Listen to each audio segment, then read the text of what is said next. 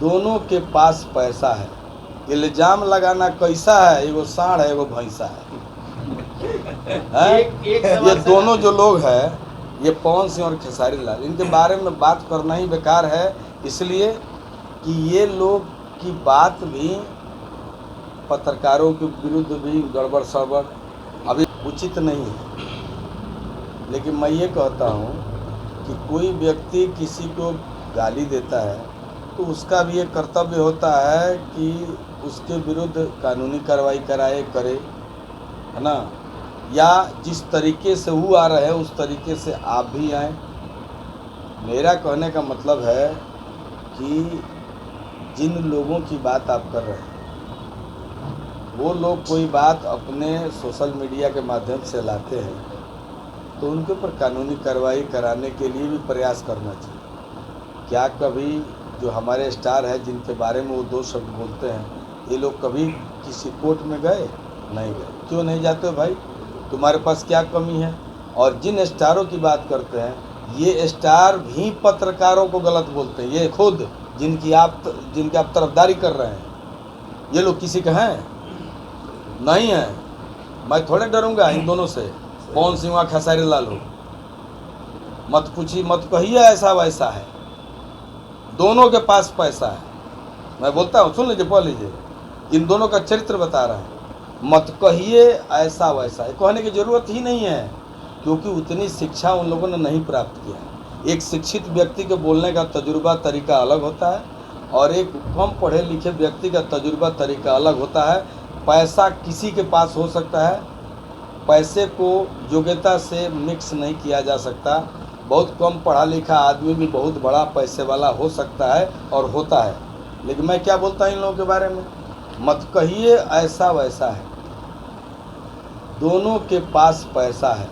इल्जाम लगाना कैसा है, एगो सांड है एगो भैंसा है। ये दोनों जो लोग हैं, ये पवन सिंह और खेसारी लाल, इनके बारे में बात करना ही बेकार है, इसलिए कि ये लोग की बात भी पत्रकारों के विरुद्ध भी गड़बड़ सड़बड़। अभी पवन सिंह आए थे पटना, क्या नहीं बोले। मैं उस सभा में था, उस आयोजन में था, उठ के चला गया। बात समझिए। तो जब मैं इसलिए सांड भैंसा इसलिए कहा कि जो आदमी बहुत विद्वत नहीं है, बहुत पढ़ा लिखा नहीं है, हमेशा पढ़ाई लिखाई और विद्वता का प्रभाव आदमी के चरित्र पे होता है। आप एक बात बता ली, मनोज तिवारी जी से कभी गलती हुई है? मैंने, आप इतने पत्रकार लोग, कभी रवि भाई ने कुछ बोला है? रवि किशन जी ने, आज दोनों सांसद हैं।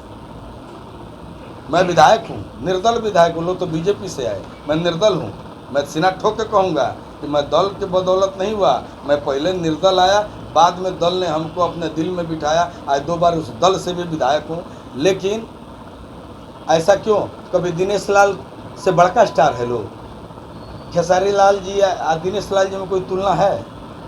दिनेश लाल जी पढ़े लिखे हैं, कॉमर्स से एमकॉम है। तो जो पढ़ा लिखा आदमी होगा, कोई बात बोलेगा उसमें शालीनता विद्वता होगी, जो पढ़े लिखे नहीं है उनमें नहीं होगी। इसलिए खेसारी लाल हमारे बारे में अल्टा पट्टा बोलता, थोड़ा हम उसको रिएक्ट करते हैं।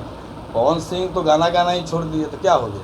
हम थोड़े रिएक्ट करते हैं? नहीं भाई, ये दोनों सुपरस्टार हैं, आज समय इनके साथ है। लेकिन डंके की चोट पे कहूँगा कि मैं इन दोनों को जानता हूँ कि ये लोग क्या है।